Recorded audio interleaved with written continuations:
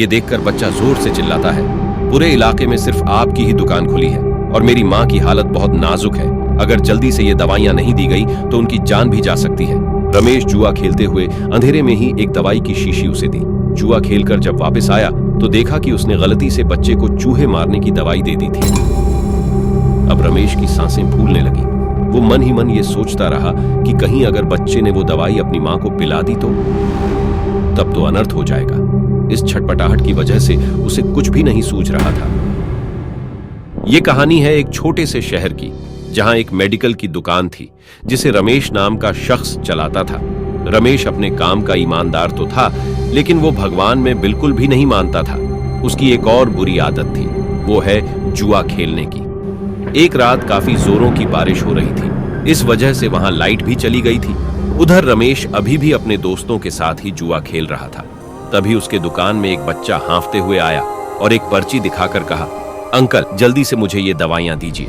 रमेश जुआ खेलने में इतना चूर था कि उसने उसकी बातों पर गौर नहीं किया।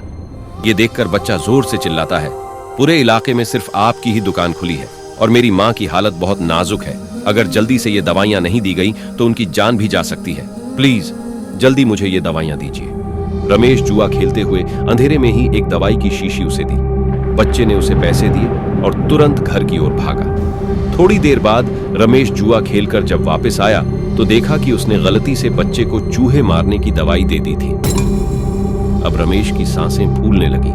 वो मन ही मन ये सोचता रहा कि कहीं अगर बच्चे ने वो दवाई अपनी माँ को पिला दी तो तब तो अनर्थ हो जाएगा। इस छटपटाहट की वजह से उसे कुछ भी नहीं सूझ रहा था। तभी अचानक उसे दीवार पर भगवान की मूर्ति दिखी। वो मूर्ति उसके पिताजी ने लगाई थी। उनके पिता को भगवान पर बड़ी आस्था थी। उस मूर्ति को देखकर रमेश को अपने पिता की कही एक बात याद आई। वो अक्सर उनसे कहा करते थे कि जब हमें अपनी किए पर वाकई में पछतावा हो रहा हो और अगर समस्या भी हमारे कंट्रोल से बाहर हो जाए, तब हमें पूर्ण समर्पण भाव से सब भगवान पर छोड़ देना चाहिए।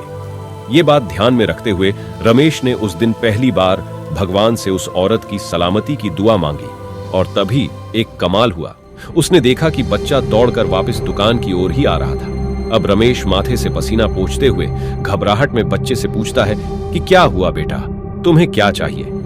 बच्चे ने बड़ी मासूमियत से उसका जवाब दिया कि अंकल, आपने जो दवाई मुझे दी थी उसे लेकर मैं घर तक पहुंचा ही था, लेकिन तभी घर के आंगन में ही मेरा पैर फिसल गया, जिससे वो दवाई मुझसे ही टूट गई।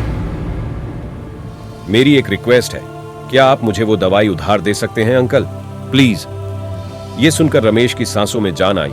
उसने हामी भरते हुए बच्चे से कहा, बेटा पैसे की चिंता तुम मत करो, तुम बस जल्दी से ये दवाई ले जाओ और अपनी माँ को बचाओ। बच्चे ने वैसा ही किया। कुछ दिनों में ही उसकी माँ भी ठीक हो गई और उस दिन से रमेश को भगवान पर पूर्ण विश्वास हो गया।